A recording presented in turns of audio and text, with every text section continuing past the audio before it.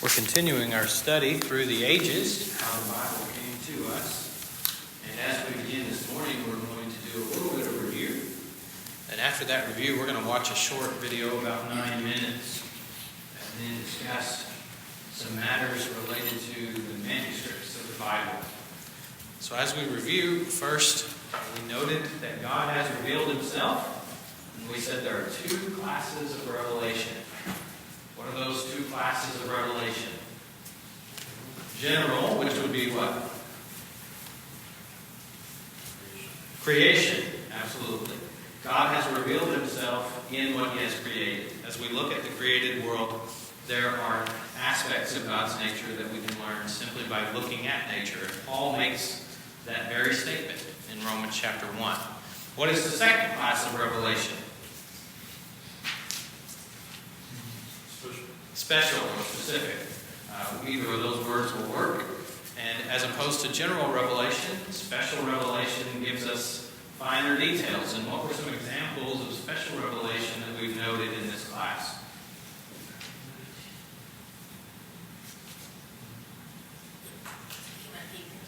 People, messengers, miracles, dreams, visions, direct speech, angels, theophany, which is God appearing in some fantastic way, as in the bush that burned but was not consumed in the book of Exodus. All of these are examples of special revelation, and on the whole, then we would say, the record of special revelation is the Bible, which is what we're talking about, how we got the Bible.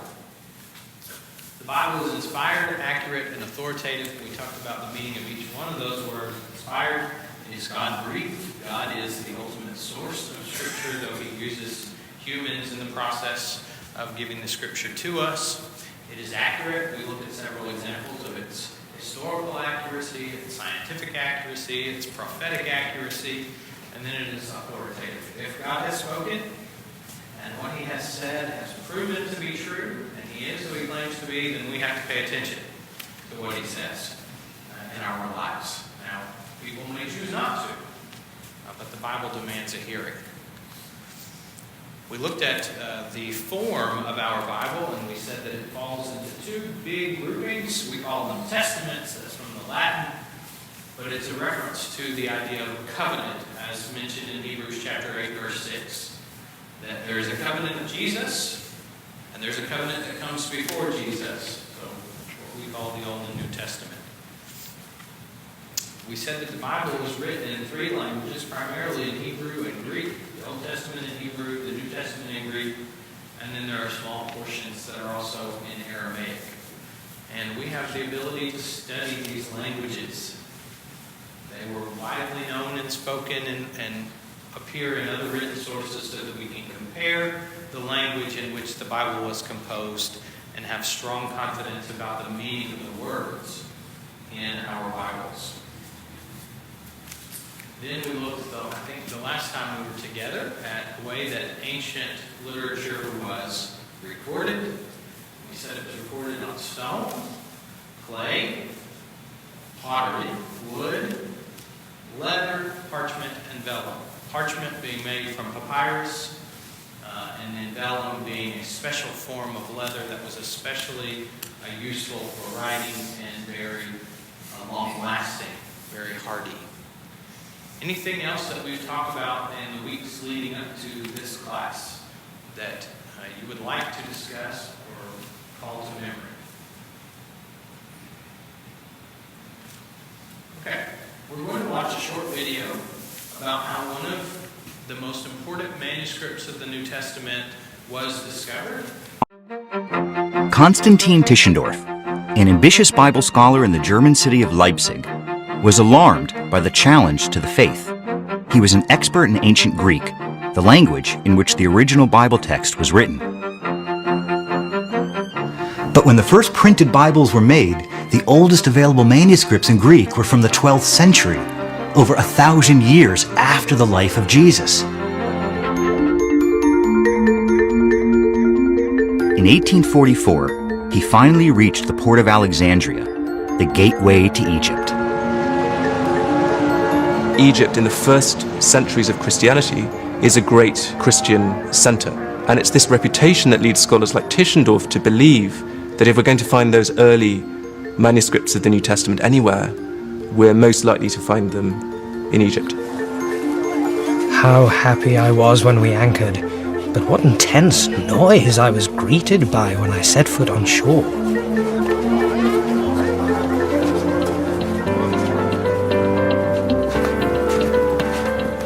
In May of 1844, Tischendorf reached St. Catherine's in a valley below historic Mount Sinai. Here, according to biblical tradition, Moses received the Ten Commandments. It's a remarkable monastery with a history stretching back 15 centuries. Oh, God. Oh, boy.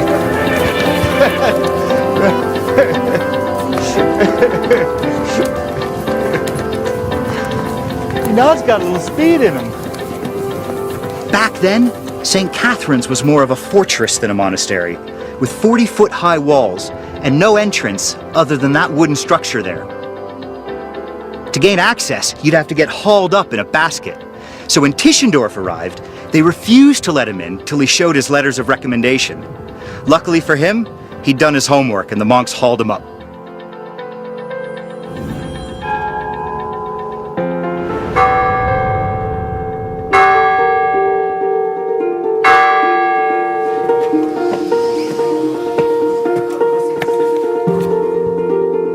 Inside, I meet St. Catherine's librarian, Father Justin, the first non-Greek to join the community in its 1,500-year history. It's beautiful to see the swallows flying, especially at night. Born in El Paso, Texas, Father Justin discovered Greek Orthodoxy while he was at college. They had plaster on the walls that was all removed when they strengthened the walls. He's lived here for 17 years. We can trace a Christian presence here to the late 3rd and beginning of the 4th century. But the great basilica that you see below us and the high surrounding walls were all built at the command of the Emperor Justinian in the 6th century. And then you have structures added since then. Tischendorf hoped that this ancient monastery held some of the biblical treasures he so desired. Sinai has a very dry and stable climate, and it's never been destroyed and never been abandoned in all of its history.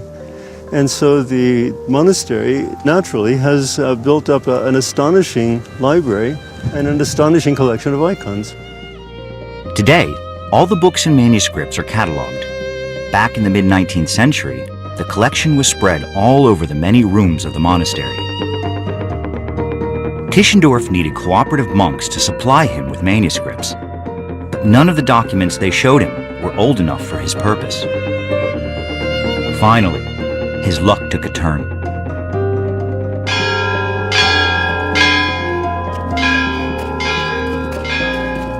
Dr. Kent Clark is an expert on Tischendorf's mission. He's looking just at some of the books that are here, some of the ancient manuscripts, and he actually finds a set of what he seems to think are very old leaves or folios out of an ancient manuscript, and they're just sitting in a basket. The librarian told me that 2 heaps of papers like this, moulded by time, had already been consigned to the flames. Imagine my surprise to find, amid this heap of papers, a considerable number of sheets of a copy of the Old Testament in Greek. Tischendorf realized he had at last found something very important. Parts of Isaiah, Jeremiah, the so-called minor prophets, Chronicles, Psalms, Proverbs, Ecclesiastes, Song of Songs, which seemed to me to be some of the most ancient I had ever seen. Tischendorf had struck gold. If his analysis was correct, he had in his possession one of the oldest Christian texts in the world. It was exactly what he had been looking for. Tischendorf saw more than 100 of these rare papers. The monks let him take 43 leaves away to Germany.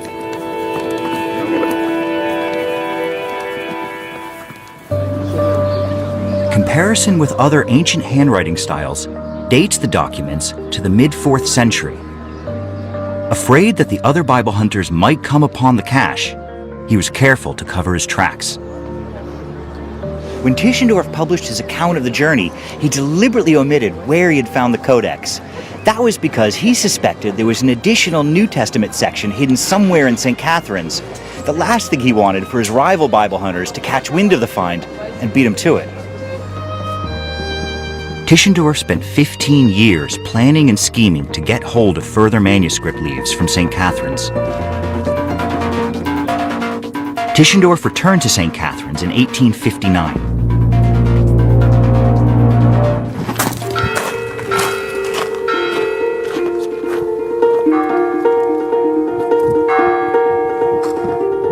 After a 2,000-mile journey, Tischendorf raked over everything the monks could show him, all to no avail. Even the leaves he had seen before had vanished. Years of planning and careful negotiation appeared to have been in vain. Tischendorf had nearly resigned himself to defeat, to leave St. Catherine's empty-handed, until one evening he was having tea with the steward of the monastery. One evening he's coming back and he's walking with one of the monks. They just had a walk around the grounds. And on the way back, the monk explains to him that I have Greek Septuagint manuscripts as well. The monk took Tischendorf to his chamber and handed him an ancient codex, a collection of manuscripts in book form. Tischendorf realizes there it is. That's what I found on my first journey, the folios. So he recognized this is the New Testament extension of his original. That's right, and it's a big Bible in between bound covers with beautiful, very, very thin vellum, a beautiful unsealed scribal hand. And again, he's blown away by the fact that he's never seen anything this ancient, and he's never seen anything this beautiful. He's in awe.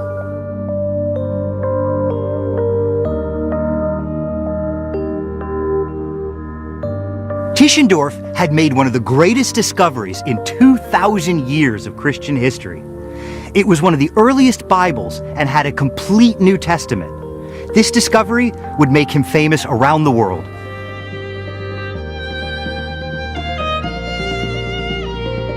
It became known as the Codex Sinaiticus, the book from Sinai. It was dated to around 350 AD. I held in my hand the most precious biblical treasure in existence. I cannot recall all the emotions I felt in that exciting moment. Tischendorf published the Codex Sinaiticus back in Europe. The original codex ended up in the Russian capital, St. Petersburg, where it went on display in the Imperial Library.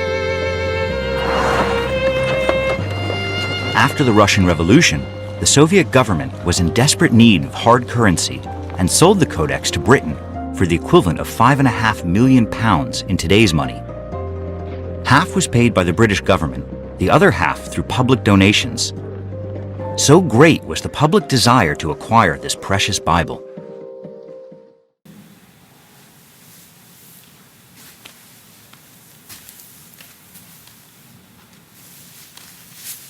All right. We're going to talk about why that was important as we go forward. But before we do that, we're going to define some important terms as we think about the manuscripts of the New Testament. First one that you've got on the screen there is autograph. And when you hear the word autograph, you probably think John Hancock. Signature.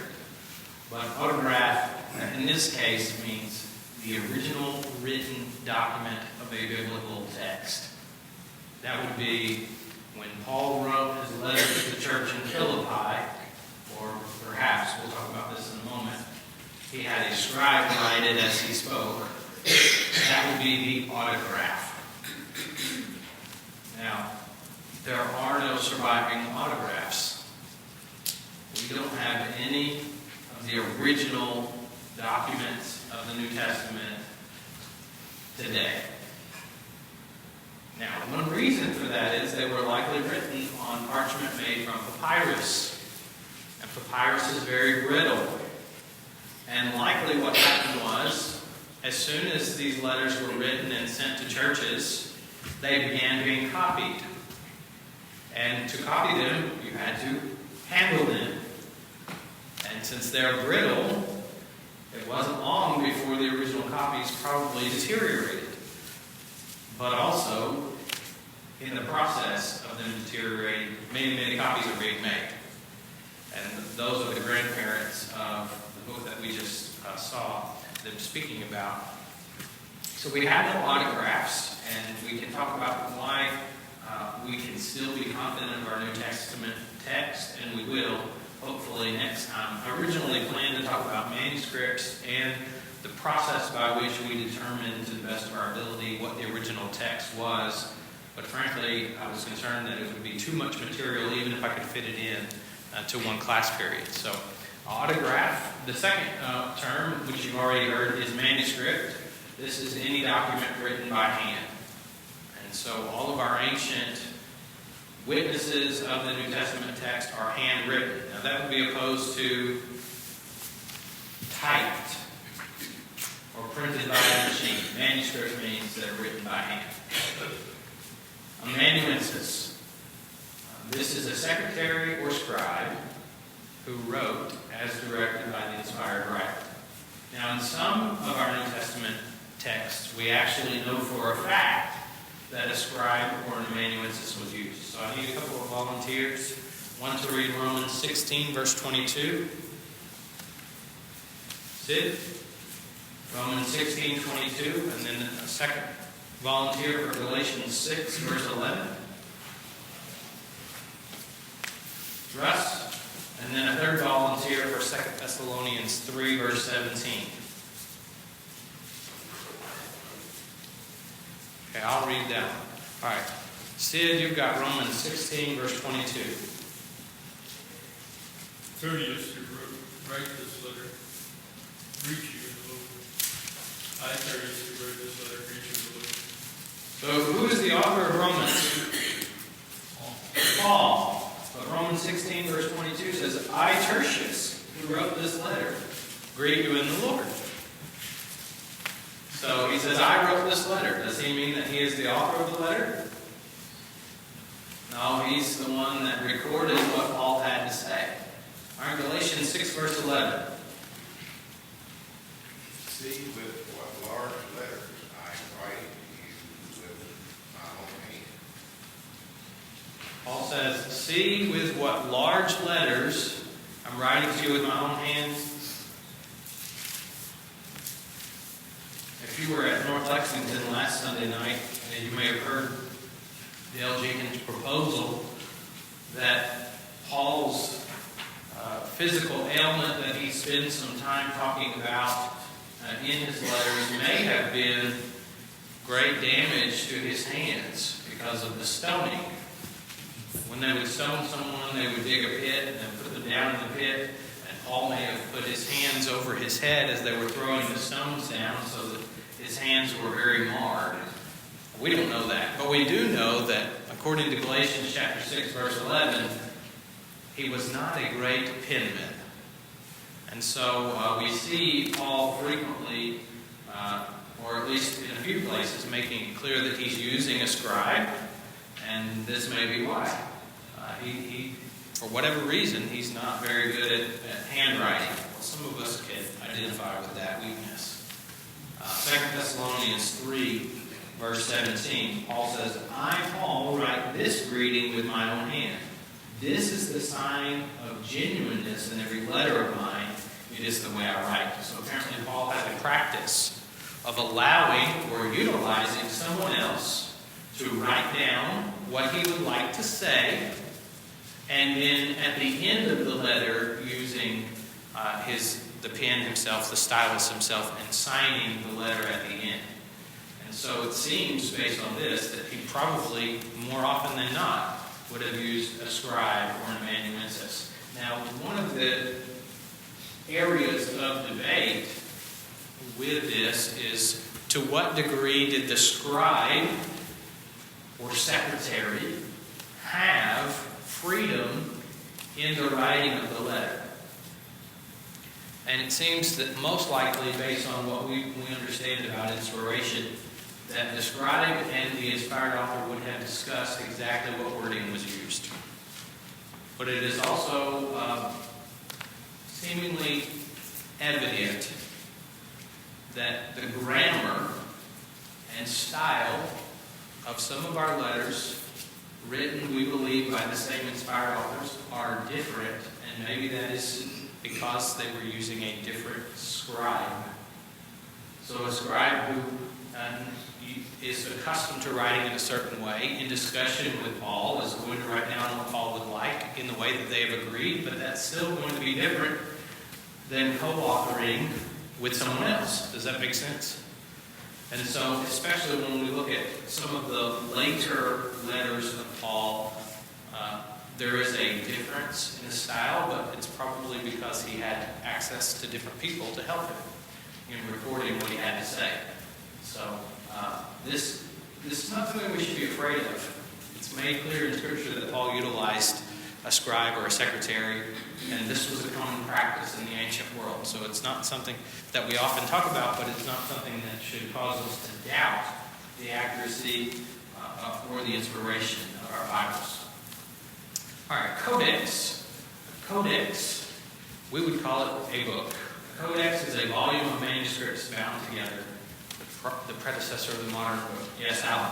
Well, don't you also think if Paul was using a scribe, he probably proofread the letter before it got sent out? Certainly. And then, for the sake of the recording, I'm going to repeat what you said. If Paul was using a scribe, he probably proofread what was written before it was sent out. Yes, and that leads me to say something that I forgot. That it was very common in the ancient world. We understand that it was expensive to write, that there was expense involved in acquiring the paper and the ink, and often in having to pay a scribe if you were not able to write yourself. But as expensive as it was, it would have been common in a situation like Paul's to have 2 copies of the letter from the get-go. You write 2 exact copies, you keep one so that you know what you wrote, and you send one to the other person, because it might get lost. It's not going to travel with the same degree of certainty that we have today. And you don't have a computer that you can reference what you wrote. So you've got to have a handwritten copy made for yourself to keep as well. And once again, we don't have any of these, so we're making the assumption. But this was a common practice, and one that certainly would have made sense when we look at the material that's being written that comes together as our New Testament. So codex, when we hear the words codex, which we saw that in the video a few moments ago, that essentially means a book. Very, very similar process for the making of a codex as to the making of a book today. So the oldest manuscripts of our New Testament were likely written on papyrus, and we do have some papyrus fragments. We don't have large sections of papyrus that from the New Testament because we've already talked about the nature of papyrus. And so I'm going to show you one of these on the screen. This is considered to be the oldest witness of any New Testament text. The best guess is that it is from somewhere between 125 and 175. So when were the New Testament books written? Anywhere from the mid to late 50s to, depending on how we view the book of Revelation, the early 90s. The Gospel of John was probably written in 60-something or 70-something. So this is from the Gospel of John, and it is as old as possibly AD 125. Now we know that it's from the Gospel of John because of what it says. But you can see it's very small. It's very small. It's called P52, Papyrus 52. You see that funky looking letter on the screen? They use a Latinized P to distinguish it just from every old day. And we'll talk more about some of those symbols, hopefully, when we discuss how we arrive at the text we use for our New Testament. But we don't have anything older than this. So we can take the information we have from our New Testament and come to a pretty good guess as to when the various books of our New Testament were written. But this is the oldest surviving piece of evidence to the New Testament. Not very much. And there are several other papyri of similar fashion, but none this old. The most important witnesses we have to our New Testament are codices. That's the plural of codex. And there are two main classes of these. And you see some words on the screen that probably don't make much sense to you. I'm going to explain them. On the one side you see uncial or majuscule.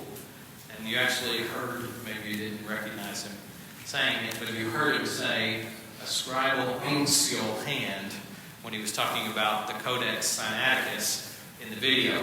That just means all capital letters. All capital letters. So our earliest copies of our New Testament are in all capital letters.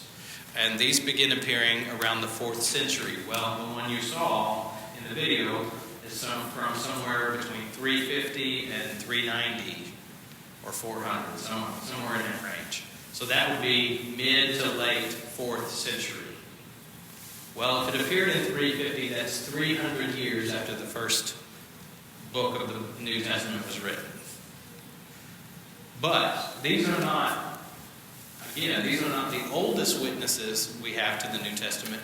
They are the oldest witnesses we have of complete New Testaments. That is, all of the books, or the majority of the books that we call the New Testament, appear in these manuscripts. They are on vellum. Vellum is much more sustainable than parchment made from papyri. The majority of our New Testament manuscripts are the cursive or minuscule. That's lowercase, flowing text, and those don't appear until the 9th century. So the most important witnesses are the uncials, but we have far more of the cursives. We're going to talk about how these are compared and how we can arrive at the text next week. But we have 3 major uncial codices, and all 3 of these contain the majority of our New Testament books. For many, many years, the Codex Vaticanus, or Vatican Codex, was considered the most important New Testament manuscript. It's dated to approximately the same time as the Codex Sinaiticus that we saw in the video, but the Vatican Codex is missing portions of Hebrews, all of 1st and 2nd Timothy, does not have Revelation, and there's question.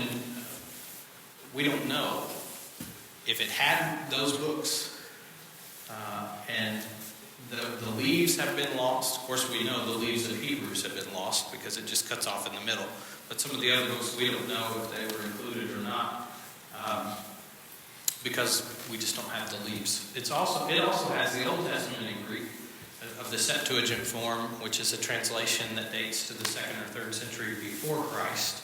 So 200 or 300 years before Jesus, a translation of the Old Testament was made into Greek. It's called the Septuagint. And the Vatican Codex contains the majority of the Septuagint, minus essentially the whole book of Genesis is torn off of the front. Then the Sinai Codex, you saw the video of how it was discovered in St. Catherine's Monastery in Sinai. Dated to approximately the same time as the Vatican Codex. The reason it is so highly prized is not just its dating, but the fact that it has all 27 of the New Testament books. It is the oldest document in the world that has all 27 of the New Testament books together. Now it also has portions of the Septuagint. You remember he saw the monk burning pages of the Septuagint, so some of those have been lost. And it does have some peculiarities, which again we will discuss when we talk about how we determine the text of our New Testament. But by and large, it contains what your Bible contains. Now you'll see on those pictures are small, but it was common for these unsealed manuscripts to be written in all capital letters, no spaces. They would even divide words over lines. They would have 4 columns per page, and they had a set number of lines that they knew would be in each column.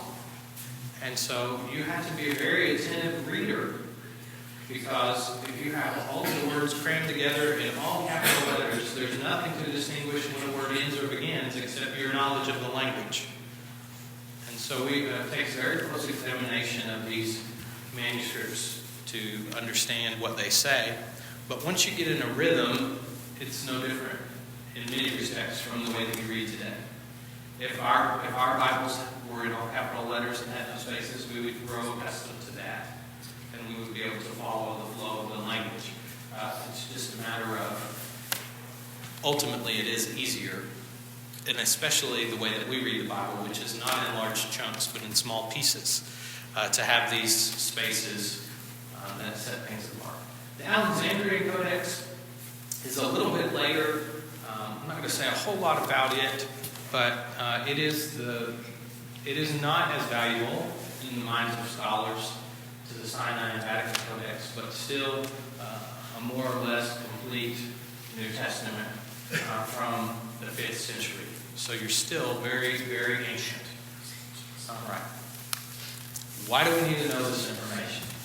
Again, I could have passed a lot more in, but I wanted you to be able to process what we have, and that's even why I did the video, because it slowed things down a little bit and forced me not to run a rat race here. So what questions or comments do you have about any of this information? Yes, Alan? Are the 3 codices consistent? Are they in agreement with each other? Are they in agreement? So, yes and no.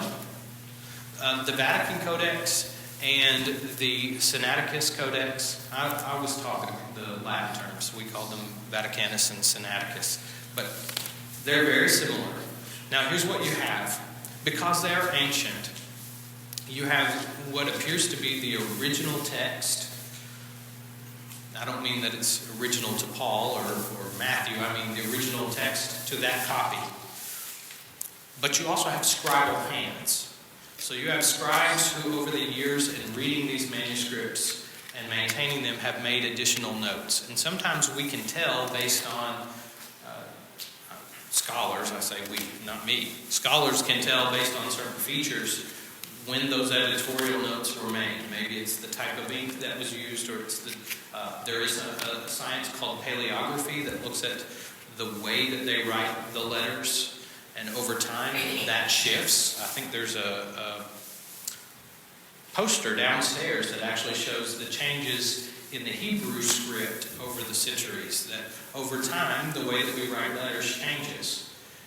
Even if you look at the way that we write letters today versus 200 years ago in English, there are marked differences. So they can tell, in some cases, when the various components were taken down within the manuscript.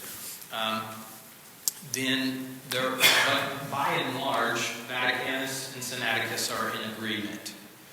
Alexandrinus, or the one from Alexandria, is of a different type, which we'll talk about some in our class on how we arrive at the text that we have. But still, and I'll just go ahead and say this, there are a little over 5,000 manuscripts of the New Testament. There are a little over 100,000 words in Greek in the New Testament. There are over 400,000 recorded differences between all the manuscripts that we possess. But of those 400,000, less than 0.02% change anything. The majority of those are the way you spell the name John, the way you spell the name Mary. There's something called a movable nu. Nu is like our letter N. The Greek verb to be can be written with or without an N on the end. it changes nothing. Well, when you start talking about, those account for the vast majority of the differences. And then, of course, as we will discuss, many of the changes are very obviously much later, and so we know that they're not original. So we have quite a bit of information that we can use to determine with a great degree of certainty the text of the New Testament. But there are some differences and some notable ones that we will talk about. They still don't change the basic message of the New Testament or any doctrines that people possess. Yes, Frank? The Vaticanus copy, that's Vatican? The Vaticanus copy has been in possession of the Roman Catholic Church for many, many years. Now, and there was a time when they wouldn't let anyone see it, or if they let anyone see it, they had people hovering around you to make sure that you weren't even copying down what was in it. But today, you can actually go on the internet and you can find photocopies of every page of these manuscripts to view for free in many cases. Now, if you don't know Greek, it may not be of much help to you. But nevertheless, yes. There are details about how it was discovered. Some of that's closely held information. But it has been in the possession of the Roman Catholic Church for quite some time. Any other questions or comments? All right. Well, I hope that this has given us a measure of confidence in the Bible that we possess today, and some appreciation for how it came to us. And we'll continue the discussion next week. Thank you all for your participation.